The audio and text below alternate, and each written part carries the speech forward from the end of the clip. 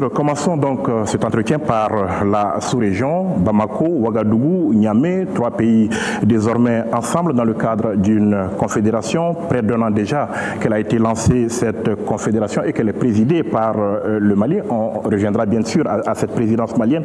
Mais beaucoup ne vendaient pas cher la peau de l'AES au départ. Vos détracteurs parlaient quand même de 3 pays pauvres qui se réunissent à la limite sur la base de leur orgueil.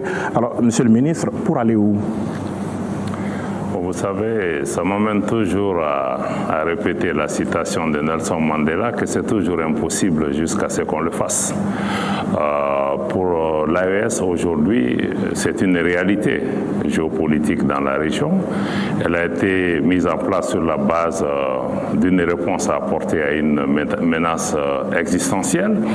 Aujourd'hui, cela nous a amené à pouvoir travailler ensemble pour renforcer la sécurité au niveau des 3 pays, mener des opérations conjointes, mettre en place une force unifiée, mais au-delà de la dimension sécuritaire, parce que c'est un mécanisme collectif d'assistance mutuelle, mais au-delà de cette question, nous avons quand même compris qu'il était important, après la mise en place de la charte de l'Iptako-Gourma, qu'il fallait passer à l'étape supérieure, qui était celle d'aller vers la Confédération des États du Sahel, basée sur les 3 piliers, la défense et la sécurité qui a été à l'origine, ensuite la diplomatie, la nécessité de parler d'une seule voix sur la scène internationale, mais aussi la dimension développement qui intègre le renforcement de la coopération et de l'intégration économique et régionale entre les pays et les peuples de la sous-région. Donc aujourd'hui, nous nous rendons compte que c'était quelque chose qui était nécessaire. Alors, un an déjà donc, que le Mali préside aux destinées de l'AES, près d'un an on va dire.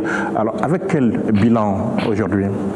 D'abord, le Mali est très honoré à travers son Excellence le général d'armée Assimi Goïta, président de la transition, chef de l'État, qui a été porté à la tête de la Confédération pour une première présidence, parce que nous partions pratiquement de zéro et la première priorité était naturellement de travailler à adopter une feuille de route. La feuille de route déclinait un certain nombre de dimensions importantes. D'abord, comment faire fonctionner la Confédération pour qu'elle puisse exister, les différents cadres qui existent. Donc ça, c'était vraiment un premier travail.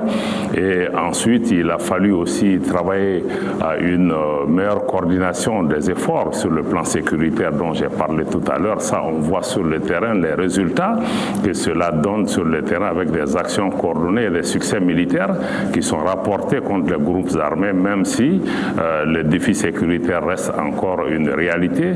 Sur le plan diplomatique, vous voyez que nos pays parlent de plus en plus d'une seule voix. Si je prends le cas de l'Ukraine, quand notre pays a été agressé par l'Ukraine, le Burkina, le Mali et le Niger ont entrepris des démarches communes auprès des Nations Unies, auprès de l'Union africaine.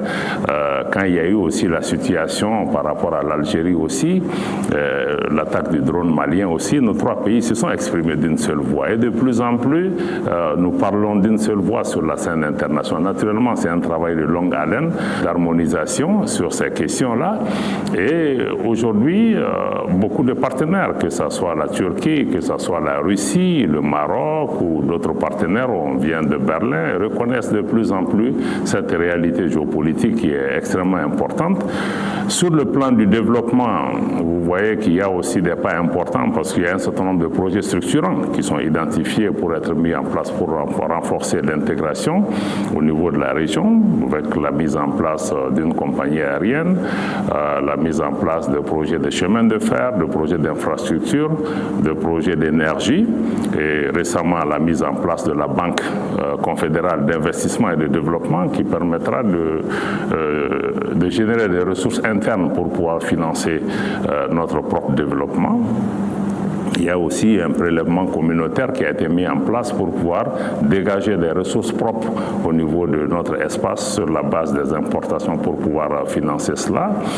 Sur le plan aussi de la symbolique, vous avez dû voir aussi quand même qu'il y a les symboles et la visibilité de la Confédération quand même est une réalité avec l'adoption d'abord d'un logo, ensuite d'un drapeau et aujourd'hui un hymne, il y a un projet de radio, de télévision. Donc c'est vous dire que en en un an, il y a quand même du travail qui est assez enclenché. C'était vraiment pour pouvoir poser les fondements. Aujourd'hui, on peut dire que et nos populations, parce que je ne veux pas oublier aussi cette partie, il y a une mobilisation des hommes, des femmes dans les 3 pays, des activités culturelles qu'on organise ensemble. Donc il y a une dynamique AES qui est désormais une réalité. L'AES n'est pas dans une dimension d'hostilité quelconque.